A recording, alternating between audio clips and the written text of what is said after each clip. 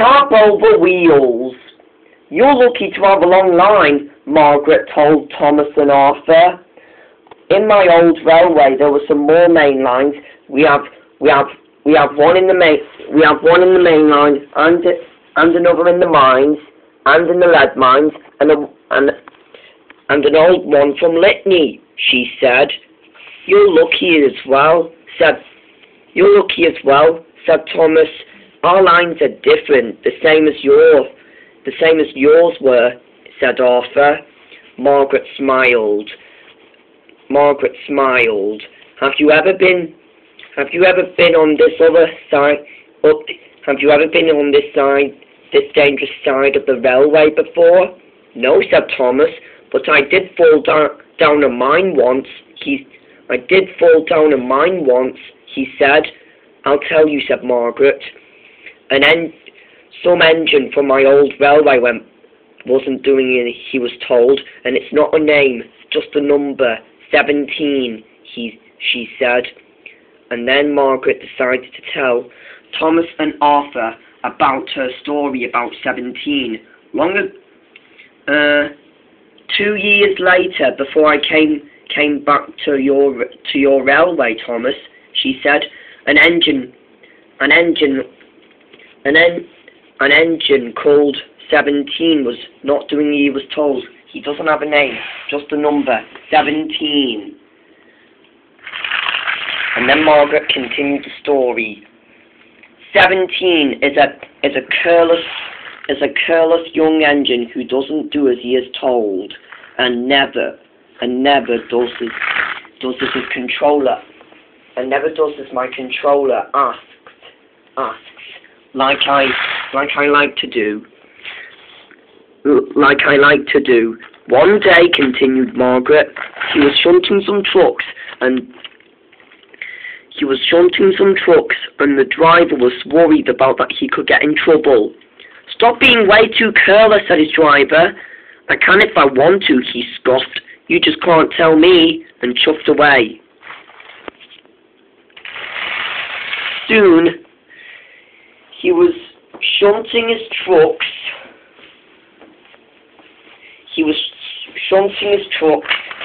All the way, and the trucks were going to go on the left line, but 17 was going to the same wrong line. It was the dangerous line where engines, trucks and coaches and diesels are not allowed on while it's dangerous. Every day while he goes there all the time, he sees that sign and thinks how desperate he is to go on that bridge. But, continued Margaret, at the next morning, he and his friends were working hard, and 17 wanted to go near that sign. But his friends warned him, but he still didn't listen and chuffed away. He chuffed away offended, and still shunting trucks once again. Some trucks were full of stones. They were taken to the line, and 17's last chance had come. He went past by the board where it says danger, and then went through it. His driver tried to stop him, but 17 was being way too careless. While he went up, he was at the bridge with his trucks. 17 had done it. Damn it, said his driver. That's all your fault, you stupid, silly engine. It wasn't my fault, said 17. It was those trucks. 17 was still on the line, and still didn't notice that it was unsafe, and still he was not worried at all. 17 didn't know that his truck full of parcels fell down into the bank. 17 didn't know that that his trucks full of parcels went to the bank and spud off. The parcels were gone. So the parcels were gone and the truck was in pieces. 17 sensed it and went back to his goods and still stood there for the rest of the minute. Soon a little man came in to see his driver.